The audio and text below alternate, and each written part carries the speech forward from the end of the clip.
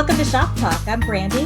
This is James, and we talk about all things related to cross-cultural workers and mental health. Great. We're glad you're here, and welcome to Season 2. We've made it to Season 2. So thanks for joining us on the podcast today. I'd like to welcome a dear friend of my husband and I's, Tim Austin. Thanks for joining us today, Tim.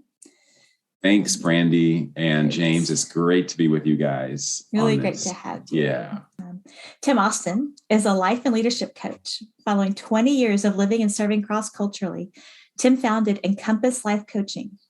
He views himself primarily as a guide for leaders in the marketplace and ministry, navigating challenging transitions. He and his wife, Eve, served in Tajikistan and Turkey before returning stateside in 2016.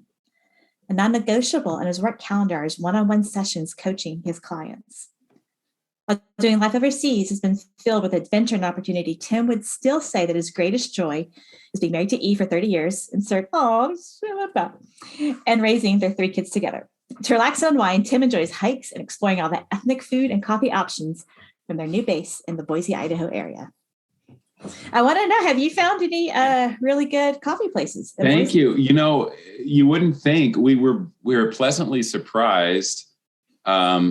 Not so much with the coffee. Good coffee seems to be everywhere these days. So no problem with that. But we were pleasantly surprised in the Boise area how much, coming from California, with all the, great ethnic food where we were living there before, but Boise area, man, we found Turkish food and we found some great kebabs, some Persian restaurants. We're happy we're learning to adjust and feeling like we can, lean into a little taste of home being from that part of the world, Tajikistan and Turkey. So, yeah. Our family overlapped with your family when we were in Tajikistan. So we've made some fun memories together. I was trying to think before we started which one stuck out to me the most. And of course, when you're trying to think of that, you can't. But I just remember lots of dinners out, lots of game nights with you guys. Yeah. Fun. Yeah. Finding the babysitter so we could go out on our date nights, and then our weekly prayer meetings. The men join together every week for prayer, and Tracy and myself were part of that group. So yeah, a lot of good memories in Central Asia. Really looking forward to this experience coming up, but we don't have to go into that right now. But it's an opportunity for us to reconnect with you guys after a number of years. So that'll be fun. You got to give a little bit of a heads up. What are you guys going to do? It's okay. Well, all right. We're going to walk the Camino in Spain, and we're going to do this for the first time. I think your husband, if I'm not mistaken, Brandi, has done it at least once before. Yeah, he did it once. He did a different. Yeah. Of course, we're not going to walk the whole Camino because that would take months. So, but we're going to take a week, and so it's going to be, we're really looking forward to that. So we are too. For those that don't know, the Camino de Santiago is more of a location, but it's also a series of pilgrimages that happened over hundreds and hundreds of years following the supposed journey of St. James across Spain. So, when it was a pilgrimage, people would go from wherever they lived. So there's actually, 6 different routes that still exist. And the most famous is the French route. And you have to do at least 100 kilometers to get the certificate. And it's still a very active thing that people do. And it can be a very contemplative and pilgrimage process still. And you finish in the cathedral that's in Santiago de Compostela in Spain. So excited for you guys. Sitwell, who I'm connected with in Malaga, actually offers a retreat for cross-cultural workers along the Camino as a way of helping care for people and giving an opportunity to have a very intentional kind of guided process, but also to get to experience the Camino. So I'm excited that you guys get to do it. Yeah. And doesn't Ellie lead pilgrimages or lead groups on the Camino? Right. His wife, James's wife, Ellie. That we've been through a big transition season ourselves. And this comes at a perfect time for us being able to, I think it'll be a great time just to unpack a challenging transition, debrief, and, get perspective. And so we're really, that's going to have lots of benefit and is very timely for both my wife and I. I figured, we want to focus some on you, how you sort of specialize in transition and like walking people through transition. And I do want to bring up, there's some obvious things going on in our world right now. What's happening with cross-cultural workers as they're dealing with their transitions and, helping maybe locals deal with transitions also. So you're a life coach. Is that what you would describe as like your title, your profession? Yeah, I'm a life coach. I'm trained as a certified life coach. I went through a 2-year program back in 2012 with a great coaching training organization called Coaching Mission International. Worked toward being credentialed with ICF, International Coaching Federation. And so I like, if people ask, well, what do you do as a life coach, or what areas do you focus in? It's really kind of leadership, ministry, coming alongside global workers in transition. Transition is a big theme in a lot of the coaching that I do.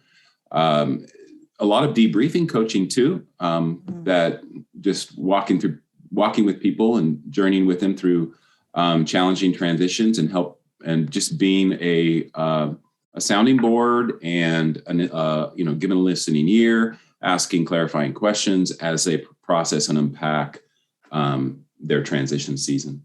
How did you step into this and discover that this is something you wanted to do? Yeah, good question. So I think it's really a mix of some of my natural yet untapped, underutilized giftings that I realized that coaching was a good fit for me, particularly as I received coaching through a transition season after we were winding down about 20 years of overseas work and life and work.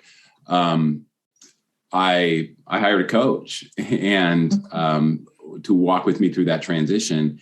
Mm-hmm. And I realized how much I benefited from that and the impact that had on my transition and being able to transition well with having someone to walk with me through that and ask the right questions. So it really, I just kind of bought into it, took it, hook, line, and sinker. And I just said, okay, I'm going to pursue this not only in a member care capacity, but also just if we ever transition off the field, I want to keep doing this in some capacity. And that's where we are. And we've been able to kind of have the best of both worlds right now, both my wife and I, in her role as a marriage family therapist, but in my role as a transitions coach. I always say transitions coach because that's kind of one of the main areas that I work in, but being able to walk with ministry leaders and cross-cultural workers, and also some people who have transitioned out of ministry and out of maybe off the field, but not out of ministry. And just being able to walk with people from various backgrounds and cultures, and it's just been a blast. So I'm doing what I love to do, and I had no idea that I would be in this place. I was, trained as officially, as a Bible college seminarian, got my master's in cross-cultural education, and just that's where the trajectory is on, and have also been involved in pastoral work as well. It's been a lifelong dream to get to that place, and here I am. So that's great. I'd love to dig in more on this transition piece. Like you mentioned, maybe 4 or 5 common transitions you see. What are some of the other types of things people could benefit from coaching in the midst of a transition? Yeah, because transition can be a big. Yeah, what does that mean? Yeah, what does that mean? So in my case, and in a lot of situations where I'm working with global workers, it's maybe they're processing, and maybe it starts as an internal transition. You're not even sure something maybe is on the horizon, but you're getting a sense of something's changing and shifting. Maybe some of that's in terms of you're not even sure what that is, but God is doing something internally, and you're kind of in a reflective place, and you need some perspective. And a lot of people will come to me and want to be coached through that season. And sometimes the end result is not actually making it a geographical move or even maybe a ministry role move. Sometimes it is, but sometimes it's not. Sometimes it's just getting perspective through that and getting clarity through that. And so it doesn't have to be an actual, when we say transition, doesn't have to be an actual where all these external circumstances are shifting and changing, but it can be just some of that internal piece. But in either case, I think what happens is there's kind of these three stages to transition, and that is just really kind of the first one being really unpacking the past and experiences and some of the challenges around that, capturing insights from some of those experiences and getting perspective. And then through that, kind of leaning into, okay, what does that mean for the now, and getting insight into what's important now in this season that I'm in. How does that play into what's next for me? And how do I want to, so values come into play here, core values, what's important to me in this season? How has that shifted from maybe before? A lot of things happen in the lives of cross-cultural workers, which just are natural progression. Maybe their kids are, growing up and getting more independent, and they're looking at, okay, what's next? What matters most here in this season? How are we going to lean into that? But I always just kind of, it's just creating space, creating space, which a lot of us in the helping professions do as therapists, as coaches, as spiritual directors, so they're just really creating space for that transition to maximize the growth opportunities in the transition. What a gift that is too, when you can give someone the space to sit with what's going on internally and be able to, process that. I hope you have a coaching hoodie that says that little statement about processing towards growth. I'm like, that needs to be on a t-shirt somewhere. Do it. Get it. Yes. Right. So when you are coaching cross-cultural workers, are there, and especially through transition, are there some common themes that you see that cross-cultural workers in particular struggle with, or particular issues that come up more? There are a number of challenges in this whole area of transitional. Some of it is related to purpose and identity, life purpose and identity. So going back to creating space and time to process with somebody helps us to remember well. So transitioning well, I believe, requires remembering well. And I like what Mark Buchanan, and I think it's in his book, Rest of God, says about memory. He says identity is rooted in memory. Memory informs identity. So a lot of times we come to a place in transition where I'm not sure who I am anymore, or what my purpose is. And I've kind of lost sight of that. And so helping to just kind of capture, reimagine what those memories and what those experiences have done to bring you to a place where you are now, and to inform your identity in the present, and what that means for moving forward. So remembering well, I think it's important. We're in Deuteronomy now, and so much of that is around, don't forget, because you're going to forget you're God's chosen people, and so there's something there that I think is really powerful, that whether, as a coach, I want to help people tap into. Now, when it comes to coaching has its limitations and boundaries. So you guys know this more than I do, as far as working with people in trauma kind of situations and things like that. So I have to know my boundaries here. Like, is our memories bringing up a lot of trauma, a lot of wounds that go deep? Then that means, well, okay, maybe this is not the best fit right now. And what about counseling? What about working with a therapist through some of that? Yell, honey, get in here. Honey, get in. Yeah, right. Yeah. By the way, You and Eve pass the baton. Yeah. My wife loves to work in that area as a therapist. And so, yeah, we do make a good team there. If there's a degree of stability, who can say we're any of us are 100% stable, right?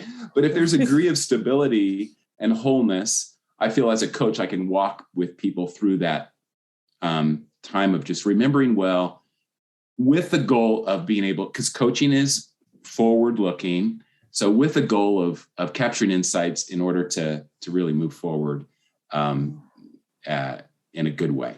So that was the first part, is the bag. You talked about 3 different things. Oh, I did, didn't I? Yeah. So first one, holding on to the Yes. past and noticing how important that is. The 3 things are really this. I mean, just to keep it very simple, is just endings, neutral zone, and new beginnings.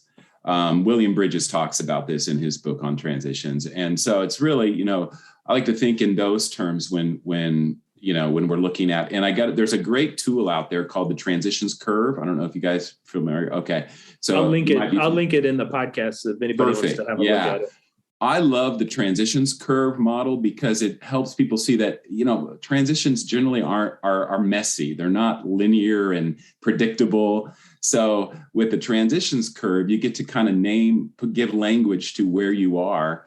And a lot of times I'll ask a client I'm working with, where are you in the transition? Are you in this ending phase? Are you in the messy middle, the neutral zone? Or are you in a new beginning place? And a lot of times their answers are all over the board, well, part of me feels like there's still this I'm grieving a loss, Mm-hmm. But so I'm in that ending, I'm still there in that ending place. But another part of me, I'm excited about the future, and I'm looking ahead, starting to make plans, so it's I just love being able to use that model to help my clients kind of give language to that. I think about what's happening right now, with events in our world, and there's a lot of instability in our world right now. And a lot of cross-cultural workers are living through ambiguous transitions as they're trying to figure out, can we continue to live here? Do we leave? Where do we go after that? How do we deal with the grief and some of the guilt of leaving some of our local friends that we care so much about? And as you think about transitions, like how would you help cross-cultural workers sort of dealing with those things? Yeah, I think transition. Yeah. All of that. All of that. You got like 2 sentences to say that, to answer. Transition brings up a lot of trust issues, and all the uncertainty around that. So I really believe getting to a place of accepting uncertainty for a lot of us in cross-cultural work these past several years, especially, have been just one thing after the other, piled up, layer upon layer. And so to be able to get to a place where you can kind of accept uncertainty as I hate to say this, as a new normal, yes. But really there's either a degree of acceptance that has to take place, or you're constantly living in this place of anxiety and not healthy, So I guess really the best thing we can do, by creating space for people to work through some of that uncertainty, talk about it, give language to it. And could it be that uncertainty is this opens up really fertile ground for creativity? Mm. And that's where I like to kind of help guide people through this process of, okay, uncertainty, yes, there's tons of it, but in all of that, where are the creative opportunities, creative moments, creative ways to shift, to pivot, and to move forward, out of the box kind of, creative thoughts and ideas can come as they process and work through some of that. So we don't have to be necessarily a trained coach or therapist to help people on the field. If we've got colleagues and friends that we're walking through this together. Let's come alongside each other and be a friend and be a listening ear. Not give pat answers, try to refrain from some of those pat answers that just don't help. I just say, hey, just ask more, open-ended questions. That's a good start. If you're walking with somebody through these seasons, and this can be your kids, it can be your spouse, it can be your colleagues, but just ask what else questions. Yeah. What else? What else? Right. What's behind that? What is God saying here? And just really creating opportunities for those conversations to take place, because it's not always going to be very clear. And especially in the beginning, when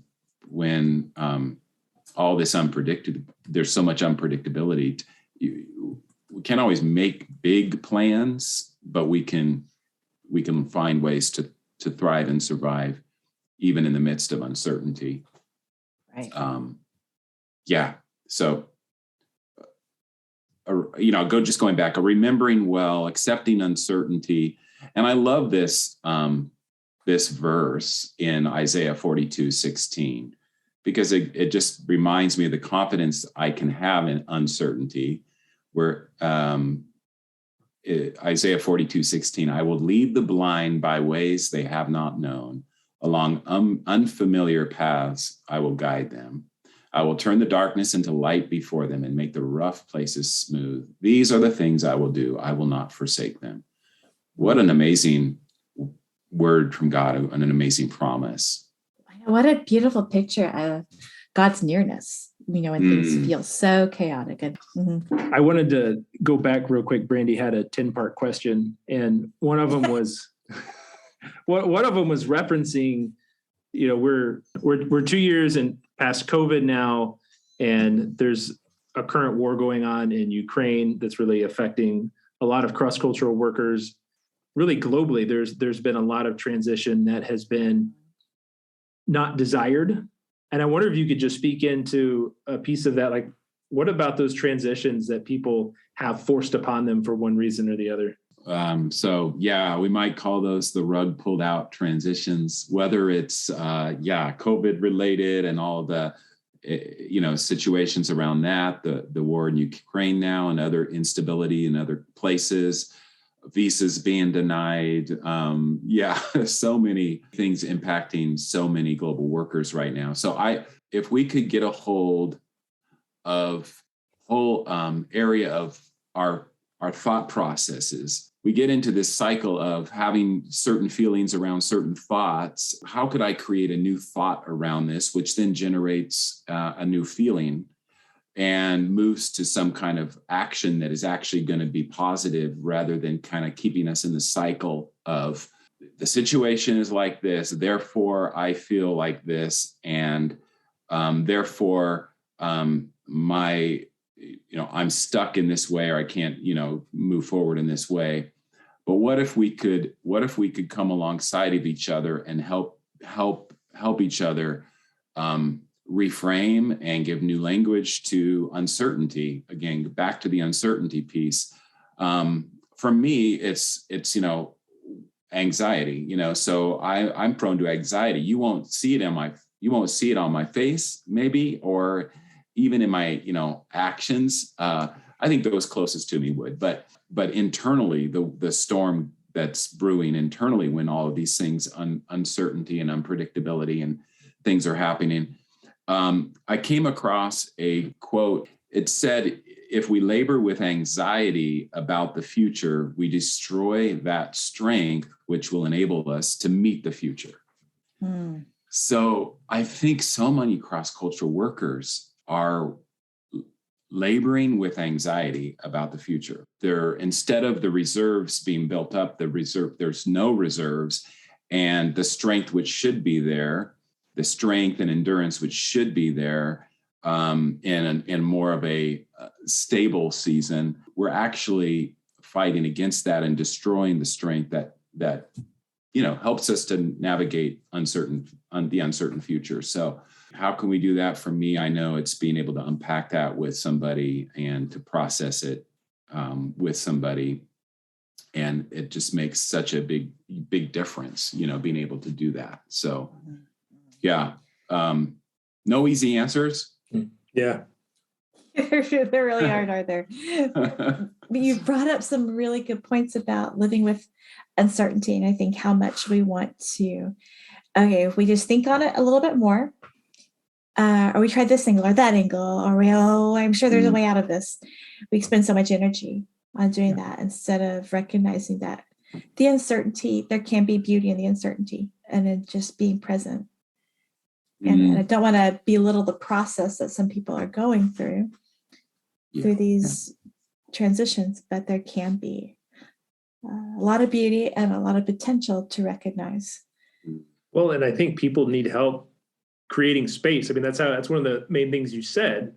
And you can't find that creativity because in the midst of a transition, you're wall to wall packed. I mean, all three of us have left countries multiple times, soon to be multiple times for Brandi, right? Sometimes we just need people to sit with us and say, hey, let's create space together. Mm-hmm. I think that's one of the beautiful things about coaching is it's that kind of sacred space to do that and have somebody witness it and guide along that way. Going back to your question, James, about all the rug pulled out transition situations that people are going through, just revisiting expectations is often something I'm addressing with those that I coach, and just in what ways have they been disappointed, maybe unrealistic expectations, or maybe they were realistic in that season, but because of all the uncertainty and the change, what needs to be tweaked, what needs to be revisited in terms of expectations.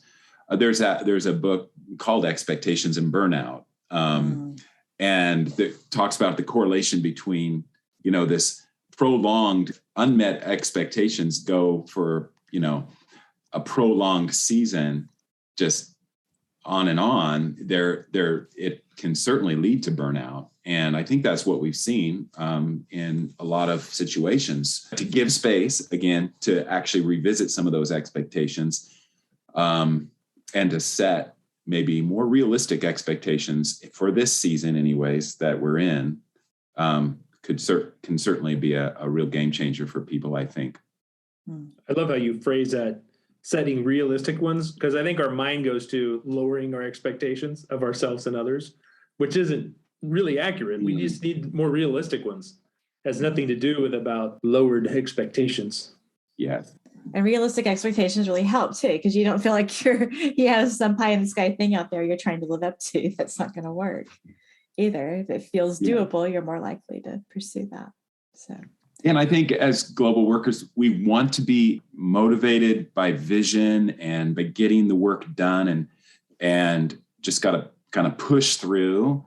And we can do that, but I say let's step back a little bit, because most of the work that I've accomplished and things I've produced in a season where I've just pushed through have not really had the enduring quality that I've wanted, that I've dreamed and hoped they would have. Yeah. So let's lay aside the push through approach maybe, and just set aside some time for more reflection and discernment around what's important in this season and what's my capacity, right? As well. Yeah. You've said so many good things, Tim. I want several t-shirts made. The things that you said. I want to we don't have to go back to it. I was thinking about how memory informs identity. I just want to sit with that personally for a while and think about that. That was huge for me, Brandi. Identity, huge. Yeah, I totally, and I just, after shifting from 20 years on the field to our transition 6 years ago back to the States, but still knowing that I have this calling as a global worker, but for this season, we're doing it in a different way. But so much of my identity was wrapped up with who I was on the field and who I was in that role, or who I was as seen by others. And so I've tried to find other ways to inform my identity, which weren't helpful. Again, they were just other roles, coaching, pastoring, great things to be doing. But again, is that who I am? No. And so there was this whole internal conflict and shifting and changing through the transition. But again, that's where I go back to creativity, creative time to really get insights and inform our identity in healthy ways. So. When you talk about having creativity, when you're like thinking about moving forward and processing that, can you unpack that a bit about what creativity may look like in the process? Yeah, for me personally, transition brought about new opportunities to reflect and ways to express the new thoughts and ideas and concepts I was coming and insights I was capturing along the way. So for me, actually, writing became a creative outlet that was pretty stagnant before this big transition. I started blogging, I started podcasting later on, and some of those are creative outlets that really were helpful for me to realize. It was just helpful for me to realize, okay, I can do something creative here. In other ways, I may be limited, but in this way, I can actually use some of my creativity. I'm not always thinking in that way. I've interviewed on my podcast, Sarah Simons. I'm not sure if either of you know her, and her and her husband do a lot of work in that area in art of transition, and great resource for that because they have some great ways to kind of incorporate whole body, physical, mental, emotional, just the whole kind of a whole body response to transition. So I'm not an expert in that area, but I'm experimenting with it a little. I really appreciate that, the thought of the whole body response, because we are integrated beings. Processing doesn't just happen intellectually or emotionally, but it really involves our whole being. I think that creativity is one way to try to reintegrate what can be a very disintegrating experience of transition, because there's so much loss, and whenever you lose something, there's something else filling that space. So it's a very disjointed experience, at least in that period in the middle of the curve. And I think that being able to bring our brain back together, Kurt Thompson talks about poetry being the perfect combination of right brain and left brain. But there is a ton of opportunity, I think, for creativity to actually reintegrate kind of what is a very disintegrating process. So good. Yeah, that is so true. And I think that's where I was trying to go with even just remembering well, how that is integrating too on the side of kind of your past experience and what meaning that brings into your wholeness now. And so, remember, you kind of break down the word, it makes sense. So yeah, I like that. Okay, thinking about what you've learned through your training through coaching and being a life coach, and looking back on yourself when you first started off in Tajikistan all those years ago, what would you say to young Tim and young Eve as they were starting out in Tajikistan? Don't do it. Yeah, don't go. Don't do it. Just say no. I'm kidding. In perspective, just looking back as a whole, I think both my wife and I say we have no regrets, even though Tajikistan was a tough field in a lot of ways. It was also a great opportunity for growth and family, raising a family, believe it or not, a lot of people, but yeah, it was good in a lot of ways. But I would say, and maybe because I'm reading a book called With, he talks about this having a with God posture, and as opposed to other postures that, for example, a for God posture. And I think through many years of living and working cross-culturally, I had a for God posture. I'm doing this for God, for him. And it's my assignment. None of that is necessarily bad. I know that we have calling, we have assignment. But if that's our posture, and I think it was in many cases my posture, rather than a with God posture, if you abide in me, Jesus said, I love John 15 and just all of that, the vine and the branches and that analogy. And so I would say to my younger self, it seems it's like a pat answer. We all probably would say this, but spend more time with God, but develop more of a with God posture and let my life and my priorities and my energy flow out of that more than producing quantity. Maybe it's going back to quantity and quality. What's the quality of my work? What really will endure? I love that. Tim, again, I could really talk to you forever about all this. You've brought up so many wonderful things just to sit with and chew on. And I just appreciate our time with you. It's been really wonderful. Yeah, Tim, thanks so much for being here. How can people get in touch with you? Are you available for coaching? Tell us what your podcast is.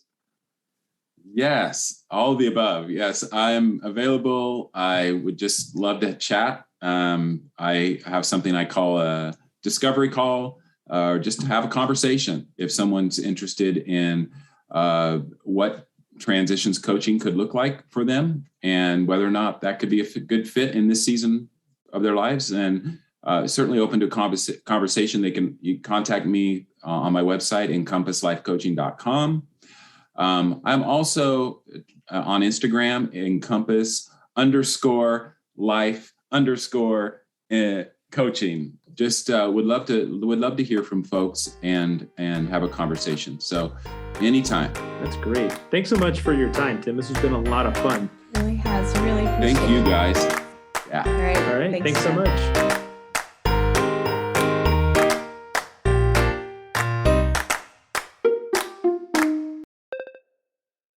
That's pretty But you don't nice. think mine's cool? I don't understand. It's cool. It's cool. No, it's not. It is not cool. Not at all.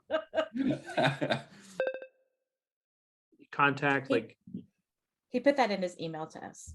why want him to say it so that it's on the podcast, Brandi? No, James, he put it in the email. Yeah, not Sorry. helpful. Huge.